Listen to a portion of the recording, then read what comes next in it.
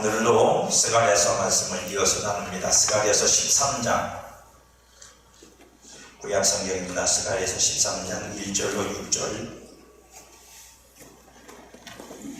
구약성경 1324면입니다.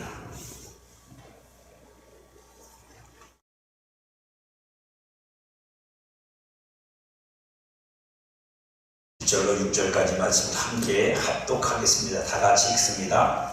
그날에 죄와 더러움을 씻는 셈이 다윗의 족속과 예루살렘 주민을 위하여 열리리라. 만군의 여호와가 말하노라. 그날에 내가 우상의 이름을 이 땅에서 끊어서 기억도 되지 못하게 할 것이며 거짓 선지자와 더러움을 씻는 이 땅에서 떠나게 할 것이라. 사람이 아직도 예언할 것 같으면 그 나은 부모가 그에게 이르기를 네가 여호와 이름을 빙자하여 거짓말을 하니 살지 못하리라 하고 나은 부모가 그에게 예언할 때 한독을 지르리라. 그날의 선지자들이 예언할 때 그 환상을 갖기 부끄러워할 것이며 사람을 속이려고 토록도 있지 아니할 것이며 말하기를 나는 선지자가 아니요 나는 농부라 내가 어려서부터 사람의 종이 되었더라 할 것이요 어떤 사람이 그에게 묻기를 내 두 사이에 있는 상처는 어디 있느냐 하면 대답하기를 이는 나의 친구의 집에서 받은 상처라 하리라. 아멘. 스가랴서 말씀 32번째 회복의 길 죄와 더러움을 씻는 셈이라는 말씀을 함께 나누겠습니다. 스가랴서가 이제 마지막 부분으로 가고 있는데 성전을 세우시려고 명령하신 하나님의 뜻이 성전의 세워짐을 통해서 어떤 결과를 만들어내실지에 대해서 계속 말씀하고 있고 특별히 12장, 13장, 14장은 메시아 참 성전으로 오시는 예수 그리스도를 통해서 하나님이 뭘 하시려는지를 우리에게 설명해 주고 있는 내용들입니다. 하나님이 죄와 더러움을 씻는 셈이 예루살렘에서 열린대. 예루살렘은 성전이 있는 곳입니다. 하나님의 성전이 있는 곳이고 그 셈은 성전에서 열립니다. 열린다는 건 셈의 뚜껑이 열린다는 표현입니다. 닫혀있던 것이 열린다. 숨겨졌던 것이 나타나 열려지는 거예요. 지금까지 하나님께서 그저 숨겨놓으신 것, 율법 안에 감춰놓으신 것, 사람에게 보이는 것으로 나타나는 것으로 알지 못하는 감춰놓았던 것을 하나님이 마침내 드러내신다는 뜻입니다. 특별히 율법을 통해서 말씀하시던 것들의 실제가 이제 예수 그리스도를 통해서 나타날 것이라는 것을 설명하고 있어요. 그 내용이 뭐냐? 죄와 더러움을 씻는 일입니다. 죄와 더러움을 씻는 샘물이 솟아날 것이다. 여러분 생각해 보세요. 이스라엘은 이미 죄와 더러움을 씻는 피가 있어요. 짐승의 피로 하나님께 제사를 드려서 그 피로 거룩함을 얻었잖아요, 그 사람들이. 하지만 주님이 그럼에도 불구하고 또 말씀하시는 겁니다. 너희의 죄와 더러움을 씻을 샘물이 터질 거다. 그러면 무슨 뜻이에요? 지금까지 너희가 짐승의 피로 했던 그 씻음과 그 더러움과 죄를 씻었던 것은 다 뭐다? 모형이고 그림자에 불과하고 그건 땅에 속한 것일 뿐이다. 하나님께서 영원한 하늘에 속한 거룩함, 씻음, 깨끗이 함을 우리에게 주실 것이고 그것으로 말미암아 너희의 진짜 더러움과 모든 죄가 다 깨끗하게 씻겨질 거라고 말씀하고 있는 겁니다. 마침내 죄와 더러움을 씻는 셈을 여시는 날 모든 율법과 선지자의 글들이 이루어지고 완성되고 마침이 될 거라는 거예요. 그래서 그것이 이루어지는 날에는 뭐가 다 끊겨진다고요? 예언이 끊어지고 환상이 끊어지고 다 끊어진다고. 이건 여러분 진짜 환상과 예언이 없어진다는 말이 아니라 그 환상과 예언들이 말했던 것들이 완성되고 성취되면 나에 더 이상 그 성취된 것을 예언할 필요 없게 된다는 말이에요. 다시 그때부터는 거짓말이라고 전부 다 그게. 그때부터는 다 거짓말이라고 여러분. 그러니까 이제 와가지고 6월절 지킨다고 자랑하는 저 이상한 사람들은 문제가 있는 거예요. 6월절은 예수님이 완성하셨는데 이제 와서 무슨 6월절을 지킨다고 큰 소리를 치죠. 우리도 지킬까? 대대적으로 6월절 하면 여러분들 양고기 잘 안 드시잖아요. 냄새 난다고. 양고기 맛있어요. 제가 제일 맛있는 양고기를 장고기를 처음 먹은 건 중국 선교를 시작하면서부터 처음 배운 게 양꼬치 먹는 걸 배웠어요. 처음에 양꼬치 이제 수업을 다 끝내고 마지막 수업 다 끝내고 이제 식사를 함께 대접하겠다고 뭐 맛있는 데로 가자고 했더니 이 사람들이 아이 촌놈은 촌놈들이야. 양꼬치가 제일 맛있다고 그걸로 가자고 해서 갔거든요. 갔더니 세상에 놀랬어요. 처음 봤대요. 양꼬치는 그나마 이해가 가는데 숯불에다가 이렇게 돌려가면 구멍인데 세상에 마늘이 그냥 그 마늘 캔 거 있잖아요. 덩어리채 나와. 까지도 않고 쪼개지도 않고 덩어리채 나오고 대파가 나와요. 잘라주지도 않아 이놈 족속들은. 그러니까 그 꼬치를 구우면서 마늘을 내가 까야 돼. 마늘을 까가지고 그 꼬치 먹으면서 그걸 생마늘을 씹어 먹어요. 대파도 안 잘라줘. 그냥 해가지고 이렇게 자꾸 먹어요. 새로운 문화를 주도해 간 게 저라니까. 왜냐면 제가 그렇게 먹으니까 이 강사 성기사님 사모님이 막 야단을 치는 거예요. 아니 당신들은 그렇게 먹 습관이 돼 있으니까 상관없지만 이 양반은 한국에서 온 양반인데 그렇게 좀 어떻게 하냐고 잘라서 드려야지. 그러고선 그걸 잘라주더라고 가르치는 거야. 아무도 그걸 안 해. 자기들 먹던 습관대로 나보고 먹으라는 거죠. 충격을 받아서 야 그러니까 식당에 가보니까 왜 마늘이 이렇게 쌓여 있어. 식당에 다. 그래서 이 양반들은 마늘을 주식으로 먹나 그랬더니 그래서 먹더라고요. 그래서 그 사람들이 추운 데서도 견디나 봐 마늘 먹어서. 그래서 여러분 하나님께서 우리의 죄와 더러움을 씻는 일을 하시기 위해서 그죠? 예수 그리스도를 보내시고 그 예수 그리스도를 보내서 우리에게 하나님이 하시고자 하는 것을 완성하신 예수님은 모든 것에 성취고 완성이고 결론이고 온전히 하십니다. 예수님이 그래서 닭인 거예요. 마침내 죄와 더러움을 씻는 셈을 여시는 날 그래서 모든 율법과 선지자들의 근들이 이루어져요. 그 씻음은 거룩함을 얻게 하는 겁니다. 씻음이 거룩함이 되게 해야 돼요. 왜냐하면 거룩함이란 여러분 구약 성경에 나와 있지만 거룩함은 누구에게 속한 거예요? 하나님에게 속한 거예요. 씻음은 그냥 씻겨지는 거지만 거룩함은 입어야 되는 거예요. 이건 우리 스스로에게 존재하는 게 아닙니다. 하나님으로부터 입혀져야 되는 거거든요. 그러니까 거룩함을 입히기 위해서 씻는 거예요. 그래서 씻음은 거룩함을 얻게 하는 거예요. 죄와 더러움을 씻어서 거룩하게 하심이 가져올 축복에 대하여 하나님은 에레미야서를 통해서 이렇게 말씀하세요. 에레미야서 31장 31절에 보면 여호와의 말씀이나 보라 날이 이르리니 때가 온다는 얘기예요. 내가 이스라엘 집과 유다 집에 새 언약을 맺으리라. 새 언약이라는 거죠. 옛 언약이 있었다는 얘기잖아요. 그럼 이스라엘과 하나님이 맺은 언약은 뭐예요? 율법 언약이죠. 율법으로 맺은 언약이 있단 말입니다. 근데 그 언약이 아닌 새 언약. 새 언약을 맺으면 그 언약을 어떻게 하시겠다는 거예요? 그 언약을 폐한다는데 폐한다는 게 없앤다는 뜻이 아니라 그 언약을 완성시키겠다는 뜻이에요. 온전하게. 이 언약은 내가 그들의 조상들의 손을 잡고 애굽 땅에서 인도하여 내던 날에 맺은 것과 같이 아니할 것은 율법 얘기하는 거 시내산에서 맺은 거예요. 내가 그들의 남편이 되었어도 남편이 되었다는 건 뭐죠? 그들과 남편과 아내로 언약을 맺었다는 거예요. 율법을 가지고 하나님이. 그래서 그들 곁에서 쉽게 말하면 너는 아내 나는 남편 이런 관계를 가지고 하나님이 이스라엘을 대해주셨다는 거예요. 율법을 가지고. 그랬음에도 불구하고 그들이 내 언약을 깨뜨렸음이니라 여호와의 말씀이니라. 그래서 성경에 무슨 말이 많이 나와요? 간음이라는 말이 많이 나오는 거예요. 왜요? 여러분 이스라엘 백성들이 도덕적으로 타락한 부분도 분명히 있어요. 우상 섬기다 보면 그때 당시에는 우상에는 반드시 뭐가 있어요?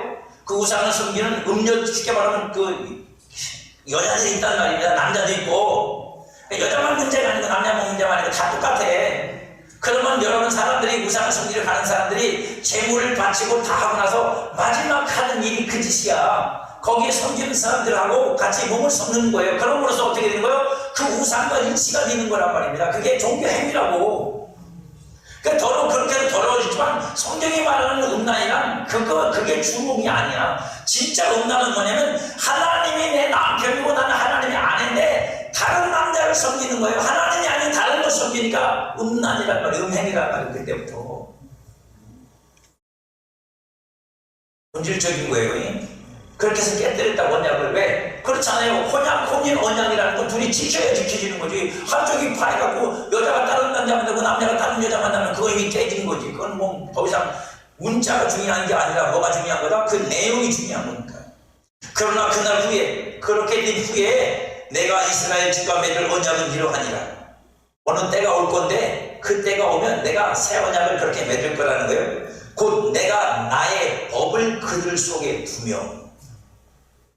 이스라엘은 법을 어떻게 받았어요? 돌판에 새겨서 받았어요. 돌판에 새겨진 걸 받았다고. 근데 이제 새로운 언약을 맺는 사람들은 어떻게 언약을 맺어요? 그들의 마음에 기록을 하고 돌판이 없어요. 돌판 대신에 마음의 기록을 하고, 나는 그저 그들의 하나님이 되고 그들은 내 백성이 될 것이다. 여호와의 말씀입니다.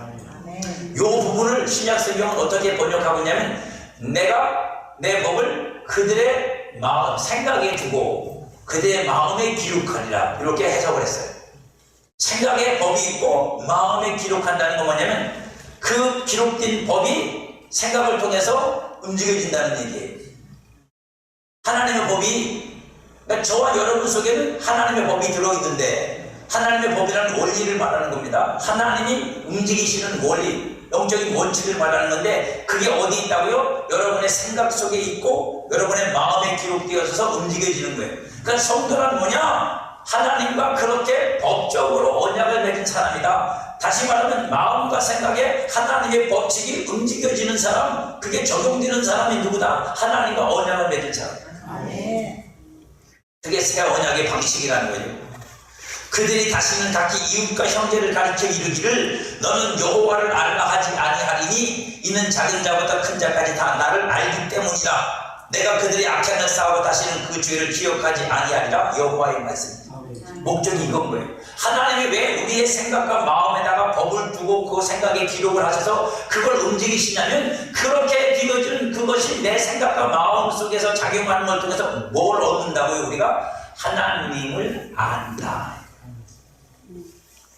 그러니까 하나님을 알게 됐으니까 더 이상 뭐가 필요 없는 거예요. 하나님을 알게 하는 어떤 모형과 그림자로서의 선지자적, 그리고 환상과 예언이라고 하는 것이 우리에게 설명해 주기는 그런 어떤, 그죠? 장차 되어질 하나님께서 이루실 어떤 것에 대하여 더 이상 말할 필요가 없어. 왜? 우리 안에서 이미 그게 이루어지고 있으니까, 하나님의 복. 그래서 오늘 본문이 그런 자들이, 예언하는 자, 환상을 보는 자들이 죽임을 당한다고 말하는 이유가 그런 뜻이에요. 모든 백성들이 거룩함을 얻어서 하나님을 아는 자들이 되는 거예요. 그러니까 거룩함이란 단순히 도덕적 깨끗함이 아니라는 거예요. 거룩함은 도덕적 깨끗함을 포함하고 있는 거지만 그건 가장 표면적인 거예요. 거룩함의 본질은 뭐냐면 하나님이 거룩해. 그러니까 하나님을 알려면 거룩하지 않으면 알 수가 없어. 거룩한 하나님을 알려면 거룩성을 가지고 있는 사람은 하나님을 알아요. 모르는 거예요. 그걸 알 수가 없는 거예요. 어떤 사람이 어떤 삶을 살면 그렇게 안 사는 사람들이 저 사람 왜 저렇게 살지? 모르는 거예요. 그 사람이 그 사람 사정이 되거나 그 사람이 어떤 내용이 뒤어오기 전까지는 아무도 모르는 거야. 그러니까 함부로 판단하면 안 되는 거예요. 왜 함부로 판단하면 안 되냐면, 그 사람이 왜 그렇게 살고 어떤 실력으로 그렇게 살며 어떤 힘으로 그렇게 사는지를 모르면 나는 그냥 내 이해로 그 사람을 판단할 수밖에 없어. 그게 맞겠냐고, 여러분 생각에. 맞아요, 그게? 100% 틀리지. 다 틀리지. 왜? 내 이해로 아는 거하고 그 사람의 실체를 갖고 아는 거하고 완전히 다른 거야. 우리 인간은 그런 실수를 너무 많이 저질러요. 너무 많이 저질러요. 어쩔 수 없어, 그건. 왜? 내가 그 사람이 돼보지 않으면 모르는 거니까. 그러니까 모르면 그냥 말을 안 하면 돼. 제일 쉬운 건 그거예요. 내가 모르는 세계면, 모르면 난 모른다고 끝나는 거예요. 그걸 그냥 아는 척 했다가 내가 함부로 판단하고, 그게 우리의 망조야, 망조. 우리의 망조가 뭐냐면, 모르면 모르는 걸 끝이.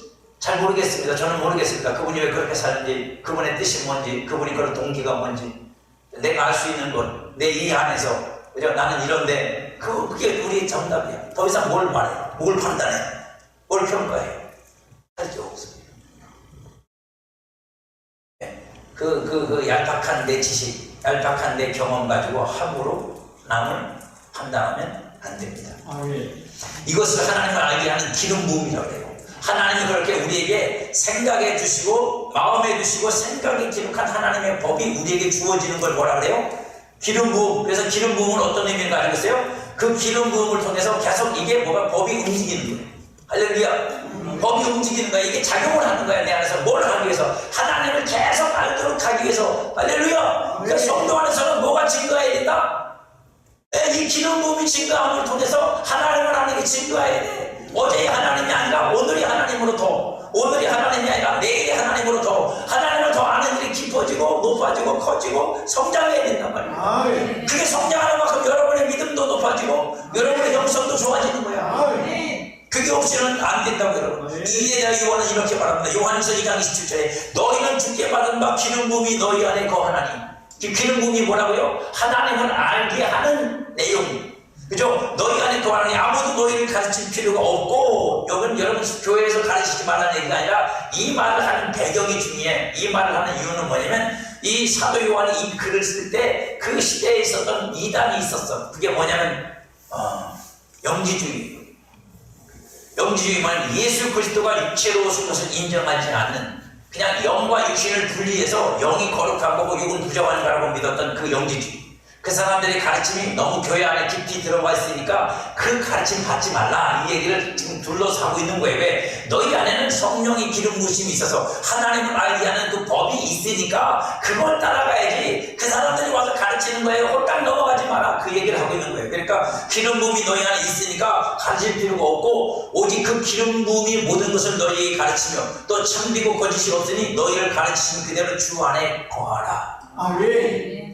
그게 중요한 거예요. 그게 그 가르침이 우리에게 주는 결과가 뭐다? 우리를 그리스도 안에 거하게 만들어주는 거예요. 결론이 그게 아니면 끝나는 거예요. 잘못된 거예요.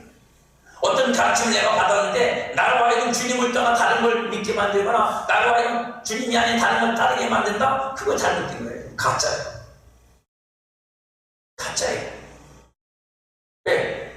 그게 끝이 나는 거니까. 그게 이단이라고. 다 비슷하지만 끝이 달라. 끝이 뭐로 안 끝나? 예수님으로 안 끝나. 하나님이 우리에게 주신 이름은 예수님밖에 없어요. 다른 이름을 주신 적이 없어 구원받는 일에. 그러니까 저와 여러분들은 절대로 그런 것 쫓아다니지 마시고 다른 것도 없어요. 끝이 뭐 끝이, 그러니까 끝이 아직 안 보이니까 아리송한 거지. 주께 받은 바 기름 부음은 진리의 영을 받은 것을 말해요. 진리의 영이 우리 안에 들어온다는. 진리가 글자로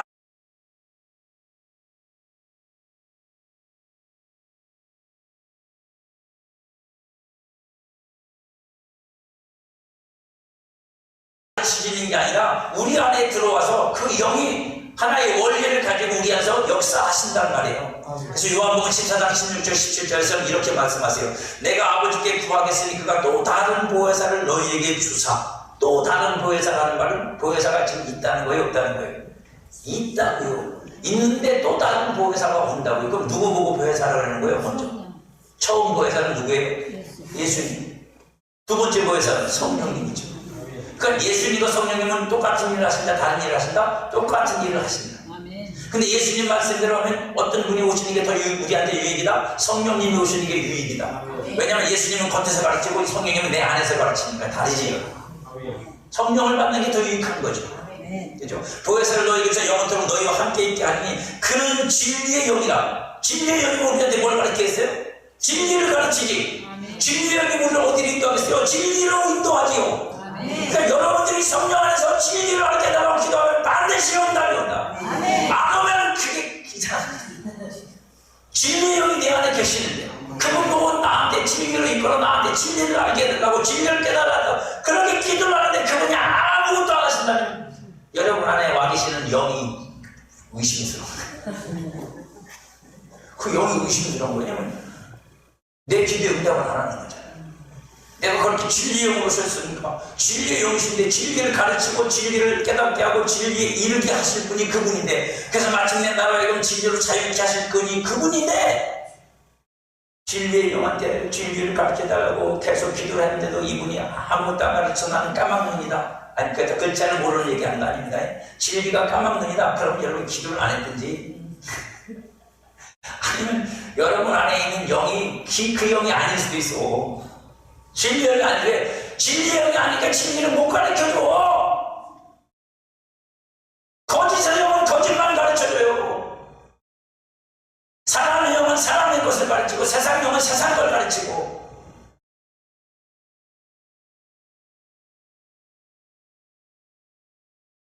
진리의 영이 오시니까 우리를 진리로 인도해주고 마침내 진리로 자유케 해서 우리가 진리로 행할 수 있는, 그 자유로 행할 수 있는 성도가 되게 만들어주신다. 그는 진리의 영, 세상은 능히 그를 받지 못해. 그러니까 세상은 못 받는데 왜요?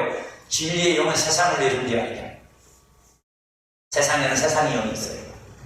그러니까 그 세상의 영에 충만해 있는 사람들은 진리의 영을 안 받아들입니다. 왜요? 자기들 속에 자기들이 믿는 진리라고 생각하는 세상이 들어있기 때문에 절대로 그들은 진리를 받아들이지 않아요. 이는 그를 보지도 못하고 알지도 못합니다. 보지도 못하고 알지도 못합니다. 그러면 진리의 영을 받은 사람은 보고 안다는 거잖아요. 보고 안다고요. 여기서 말하는 본다는 개념은 눈으로 본다는 게 아닙니다. 보아 아는 거죠. 내 안에서, 여러분 심령 안에서 성령이 우리 안에 오셔서 일하시는 게 우리 눈에, 영의 눈에 보인다는 거예요. 우리 안에. 그래서 받은 사람만 하는 거예요. 그 성령이 오셔서 그 원리를 따라 일하시는 걸 자기 안에서 느끼는 사람만 보고 아는 거예요. 그러나 너희는 그를 안하니 그는 너희와 함께 거하시며 너희 속에 계시겠습니다. 그러니까 같은 맥락이란 말이에요. 오늘 하나님께서 말씀하신 죄와 더러움을 씻는 샘물이 너희 안에 열리리라. 그게 어떻게 열리느냐? 우리 안에서 예수 그리스도와 말씀과 영이 우리 안에 부어져서 그것으로 말미암아 우리가 그 물샘이 터져 나온다는 거예요. 그리고 진리의 영이 오시면 모든 것을 가르치시고 주님이 가르친 일들을 진리로 깨닫게 하신답니다. 요한복음 14장 26절에 보니까 보혜사 곧 아버지께서 내 이름으로 보내신 성령 그가 너희에게 모든 것을 가르치고 내가 너희에게 말한 모든 것을 생각나게 한다. 이 생각이라는 개념이 단순히 생각이 아니라 여기다가 뭐 하신다고요? 법을 두시고 기록하시고 움직이신다고 그랬잖아요. 그러니까 그 법이 내 안에서 깨달아지는 거예요. 여러분 그게 작동을 해서 말씀을 읽고 들을 때 그게 깨달아지고 알아지는 거라고. 여러분 이게 돼야 우리가 이 원리가 우리 안에서 작동을 해야 우리가 말씀을 들으면서 깨달아지고 그게 믿음이 되고 그게 실천이 되고 그래서 그게 역사가 일어나는 거예요. 여러분 성도가 진리의 영을 따라 인도함을 받으며 살게 되면 진리의 거룩함으로 만들어진 새 사람으로 세워지는 거예요. 왜요? 그 진리가 나를 거룩하게 합니다.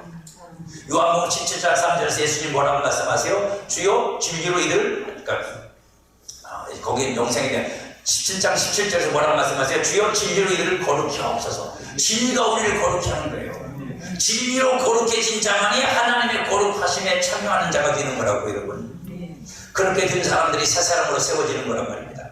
그래서 에베소 4장 23절에 보면 오직 너희 심령으로 새롭게 되어 하나님을 따라 의의 진리의 거룩함으로 지으신 새 사람을 입으라.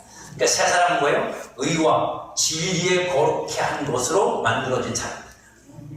그 새 사람 우리가 입으면 입을수록 우리는 뭐예요? 진리로 거룩해진 나를 발견하는 거예요. 여러분 그게 육신에 입혀진 게 아니에요.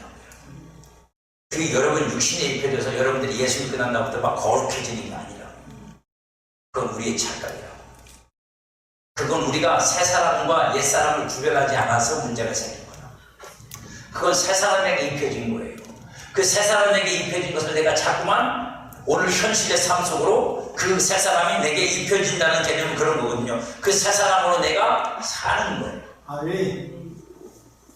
새 사람으로 사는 거라고. 그러면 그 새 사람으로 나타나는 그 거룩함과 의로움이 내게도 실제가 되어 나타난다는 게 주님의 말씀입니다. 그러니까 이렇게 해서 우리는 더러움과 죄가 씻겨져요. 그래서 어디서는 말씀으로 씻었다고 하고 어디서는 예수님의 피로 씻겨진다고 어디서는 진리로 씻겨진다고 다 같은 내용이에요. 왜요? 예수 그리스도의 피로 씻겨진다는 말은 예수 그리스도가 누구예요? 말씀이 오셔서 예수님이신 분이 예수님이잖아요. 그러니까 말씀이 피를 흘려 우리한테 씻김이 되는 거니까 진리라는 말입니다. 진리가 우리를 씻는 거라고 보는. 그렇게 우리가 씻김을 받아서 새롭게 되면 그러면 죄와 더러움으로부터 우리가 씻겨지는 거예요. 하나님의 뭘 기준으로 했을 때 하나님의 거룩함을 기준으로 했습니다. 세상의 거룩함을 기준으로 하면 도덕성이죠. 양심이죠. 그죠? 깨끗하냐 안 깨끗하냐 부도덕하냐 안 부도덕하냐지만 하나님의 거룩함은 부도덕하냐 안 부도덕하냐의 문제가 아니라 뭐라고요? 하나님의 거룩하심을 따라갈 수 있냐 없냐, 하나님의 거룩하심에 속한 것들을 알 수 있냐 없냐의 문제. 물론 당연히 그 거룩함을 아는 자가 세상에서도 죄라고 정죄하는 것들을 함부로 행하지는 않죠. 당연히 그건 당연한 거예요. 왜요? 그건 당연하지 않아요. 내가 더 거룩한 걸 알고 더 거룩한 걸 쫓는다 그러면서 세상 사람들도 더럽다 그러는 걸 내가 함부로 막 즐기며 행할 수는 없는 문제예요.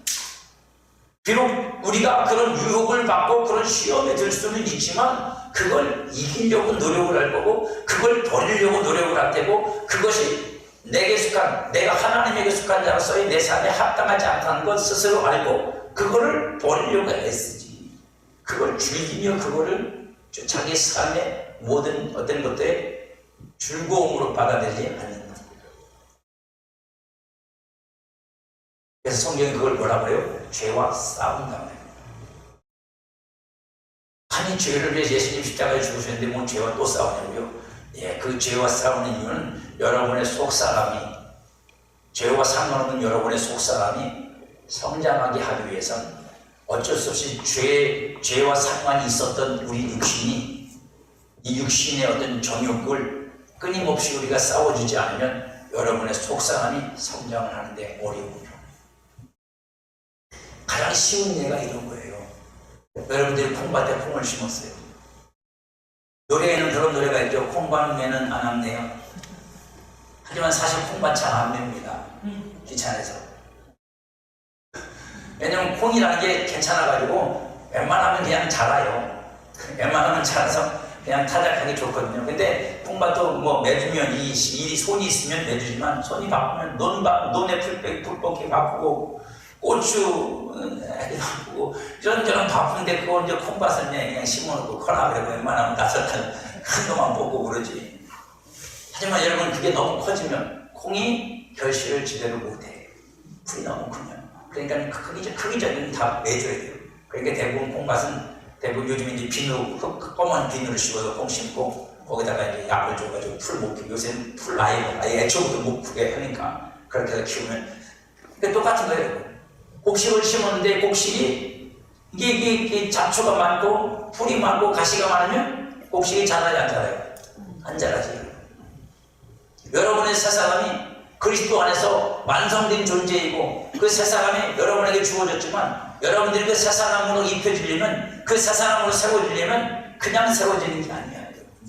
예수 믿는다고만 세워지는 게 아니라 예수를 믿는 그 믿음으로 그 새 사람을 계속해서 입어가는 그것으로 세워져가는. 그래서 그 새 사람이 어디까지 자라야 된다고요? 그리스도의 장성한 분량에까지 자라야 된다고요.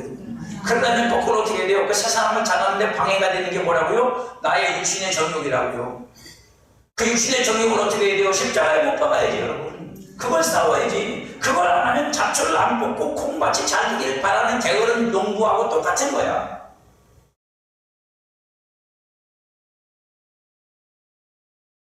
똑같은 거라고요. 그렇게 되지 않아야 됩니다. 이 모든 일들이 하나님이 열어놓으신 죄와 더러움을 씻는 셈인 예수 그리스도의 피와 그 피의 거룩하게 하심을 통해 부어지신 성령의 물샘으로부터 흘러나오는 거예요. 그러니까 예수의 피로 씻겨진다는 말도 맞고 성령이 깨끗하게 하신다는 말도 맞는데 예수로 씻겨진다는 건 하나님의 정하심이에요. 하나님이 예수 그리스도의 피로 우리를 거룩하게 하셨다, 깨끗하게 하셨다는 하나님의 정하심, 하나님의 이름이 정하셨고 그걸 예수 안에서 이루고 완성하셨다. 그럼 성령으로 깨끗하게 된다는 건 무슨 뜻이에요? 그 성령이 그걸 가지고 내 안에 들어오셔서 여기서 법으로 역사하신다고요. 여기서 법으로 작용을 하신다고요. 실제적으로 저와 여러분들이 경험하는 거야. 이제 그냥 이론으로 아는 게 아니라 논리로 아는 게 아니라 그냥 우리의 교리로 아는 게 아니라 실제로 성령이 내 안에 들어와서 그 거룩함을 맛보게 해주는 거예요. 저와 여러분들은 그 깨끗함께서 맛봐야 된다고, 알아야 된다고요. 이론으로만 교리로만 그렇대요. 그게 아니라 나는 예수로 말미암아 깨끗해졌습니다. 거룩함을 맛봐야 됩니다. 맛봤습니다. 지금 안 되면 저처럼 기도를 하라고 하는 옆에 그게 뭔지 가르쳐달라고. 내가 이론으로는 알겠는데 말대로 성경을 읽으면 고개를 끄덕거려주고 이게 이렇게 되는 건가 보다 알겠는데 실제가 내 안에 있잖아. 실제가 내 안에 있잖아. 하나님이 나한테 맛보게 해주면 내가 그걸 믿고 싸울 테니까. 내가 그걸 믿고 싸울 테니까 이런 게 있는 거구나, 진짜 있는 거구나. 그걸 믿고 싸울 테니까 나한테 맛보게 해주세요. 그럼 하나님이 한 일주일 맛보게 해주실 수 있어요. 더 세게 기도하면 더 길게 갈 수도 있고. 정말입니다. 하나님이 그렇게 해주시면요 우리가 확연히 경험하는 거예요. 왜? 내가 그토록 쉽게 말하면 죄 안 짓고 허물을 안 가지고 내가 막 경건을 훈련해 보려고 애를 쓰는데 잘 안 됐는데 하나님이 내게 은혜를 주셔서 그걸 내게 알게 하시려고 일정 기간 동안 그 은혜를 내게 부어주시잖아요. 그러면 쉬워요. 이게 된다고요. 저도 경건의 훈련이 잘 안 되어 있는 사람이거든요. 여러분 보기엔 괜찮을 거예요. 그게 뭐 훌륭한 사람이 뭐 어때요? 근데 제가 이번 중국에 갔다 오면서 제 자신한테도 놀라는 거죠. 호텔에서 둘이 잤거든요. 하지만 그 숙소에서 선교사님, 목사님과 같이 숙소에서 둘이서 잤는데 5시 반만 되면 눈이 떠져요. 시계가 안 울리는데 눈이 떠져요. 그리고 침대에 앉아서 1시간 반을 기도하는 저를 봤어요. 저 여태까지 다녀서도 한 번도 그런 적이 없어요. 해본 적이 없다고 제가 양심 고백을 하지만, 왜냐면 이제 사역을 해야 되니까 아침에 일찍 푹 잔단 말입니다. 9시까지. 그리고 이제 데리러 오면 일어나가지고 갔단 말이에요. 이번엔 아니에요. 달랐어요. 제가 느낄 만큼 달랐어요. 그건 전조 증상이 있었어요. 가기 전 한참 전부터 제 안에 하나님이 부으신 게 거룩함이었어요.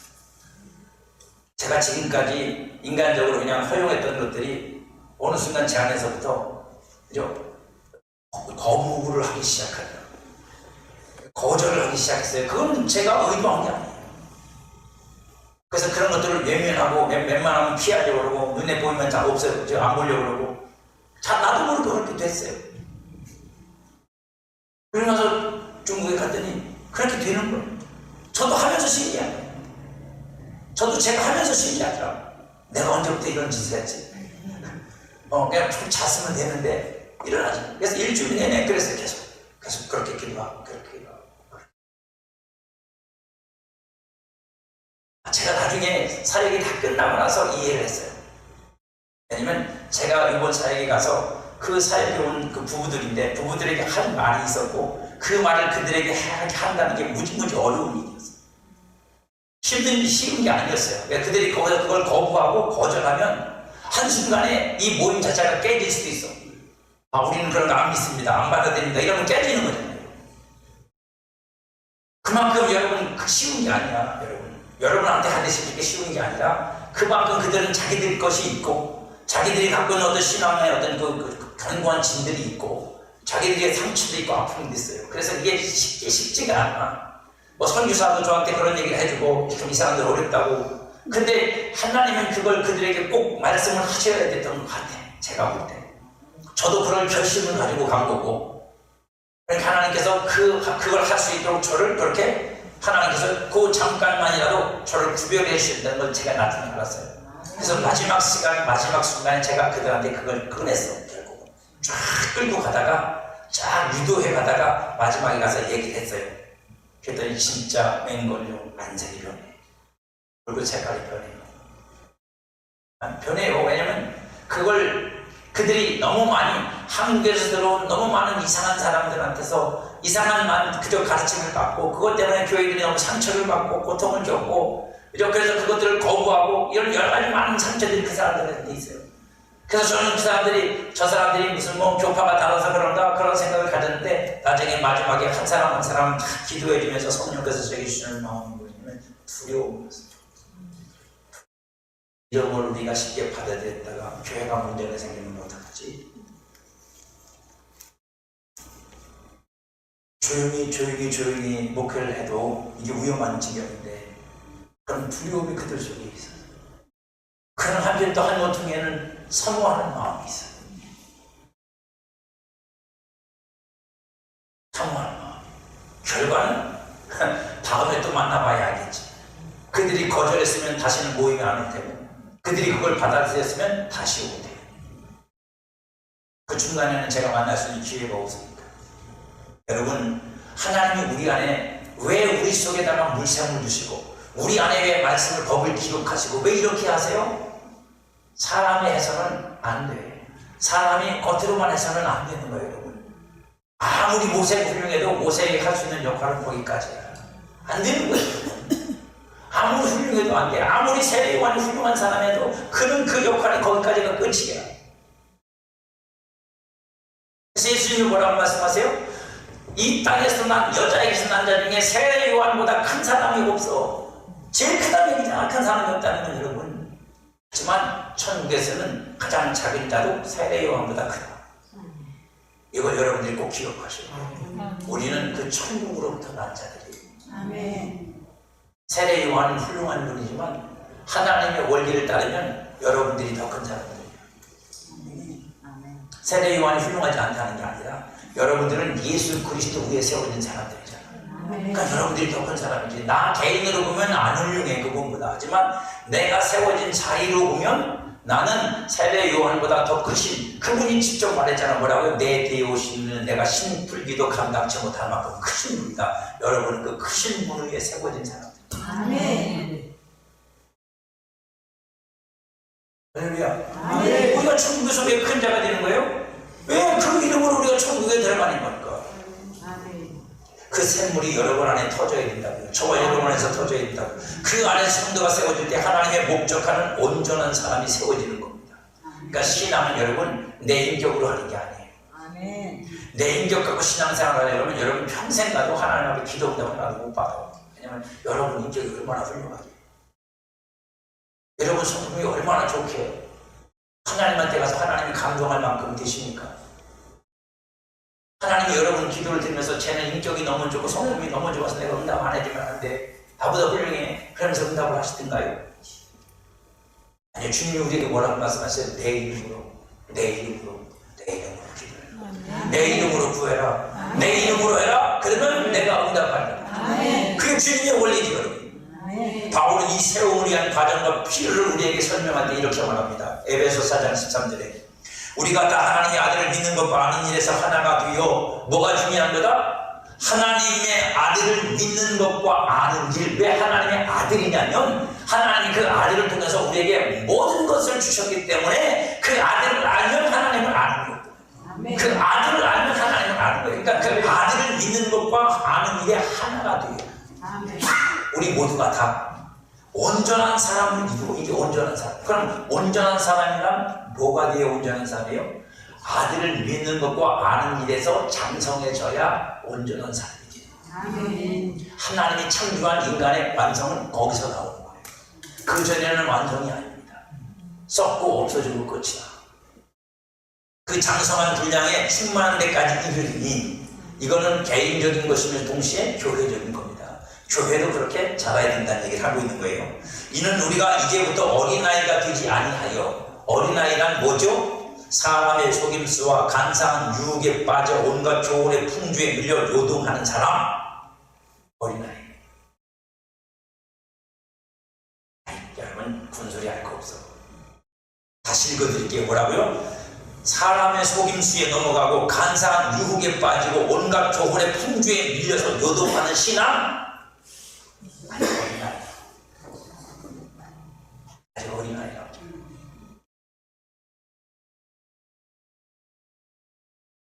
하나님이 우리가 온전한 사람이 된다는 건 뭐냐? 그런 거 있어도, 그런 게 우리의 주변에 있고 우리에게 그런 게 유혹으로 나와도 흔들리지 않고 하나님의 아들이신 예수 그리스도를 아는 것과 믿는 것으로 굳게 세워져 있는 사람, 그게 장성한 사람. 그렇게 되면 요동하지 않는다. 요동하지 않는다고. 여러분, 누가 와서 어떤 교리를 갖고 여러분을 미혹하고 어떤 성경 해석법을 갖고 와서 이게 맞다고 가르치고, 그죠? 어떤 교리, 어떤 걸 갖고 와서 여러분들한테 유혹한다도 안 흔들려. 절대로 안 흔들려. 그게 세워져 있지 않으니까 흔들리는 거예요. 그럼 어떻게 그렇게 될 수 있느냐? 오직 사랑 안에서 참된 것을 하여. 참된 건 뭐라 그랬어요? 진리를 말하라 그랬어요. 그러니까 오직 사랑 안에서 진리를 말하라. 왜요? 서로가 서로에게 진리로 대해야 된단 말이에요. 육신으로 대하지 말고 진리로 대하라고요. 지금 비록 부족하고 연약해 보여도 너는 진리로 세워질 거야. 당신은 진리로 세워질 거야. 그러니까 좌절하지 말고 낙심하지 말고, 그죠? 나도 당신을 믿고 당신을 위해 기도하고 당신에게 내게 할 수 있는, 내게 하나님이 내게 알게 하신 것들로 너희에게 공부하여 당신을 도울 테니까 그렇게 소시오라고 서로 그렇게 하라는 거예요. 여러분, 성도 간에 참된 것을 하여 범사의 계획까지 자랑지라. 그는 머리니 곧 그리스도라. 그에게서 온 몸이 각 마디를 통하여 도움을 받음으로 연결되고 결합되어, 도움을 받아서 연결되고 결합되어야 됩니다. 스스로 되는 게 아니라 여러분, 그 역할을 하는 사람들이 있다고. 교회에 하나님 그런 사람들을 두신다고요. 그들을 통해서 이 연결받고 결합이 이루어져 각 지체의 분량대로 역사하여 그 몸을 자라게 하며 사랑 안에서 스스로 세우느니라. 그런 작용의 원리들이 다 만들어지면, 시스템이 들어가면 뭐가 된다? 그때는 스스로 돌아가는 것처럼 그렇게 세워진단 말입니다. 교회는 그게 움직여야 된다고 지난주에도 말씀드렸잖아.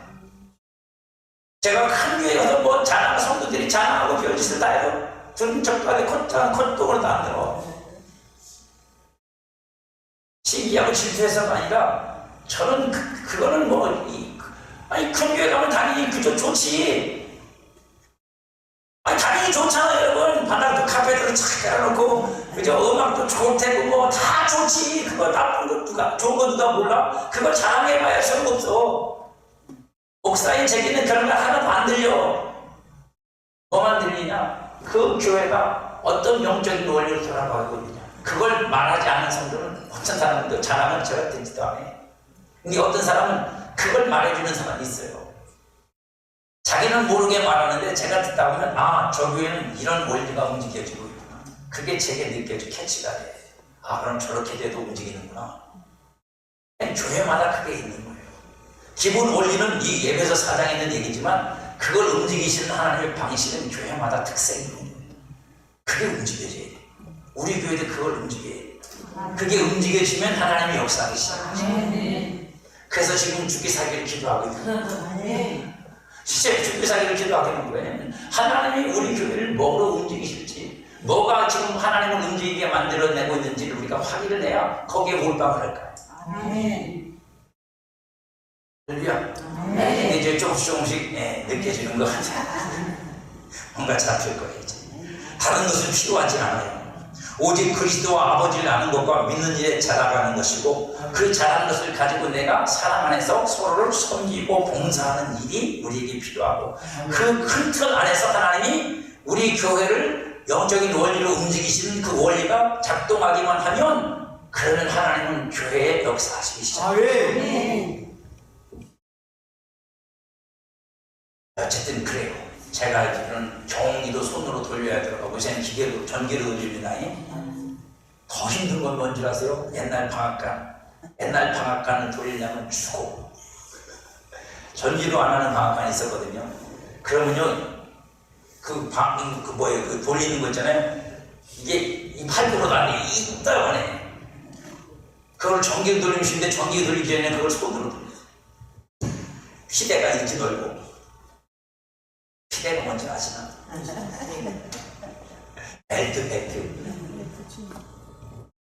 그걸 막 제가요 그거 돌리다가 경기 돌리다가 그게 튕겨서 이마박에 딱 맞아갖고 여기 이렇게 나온 사람을 봤어요.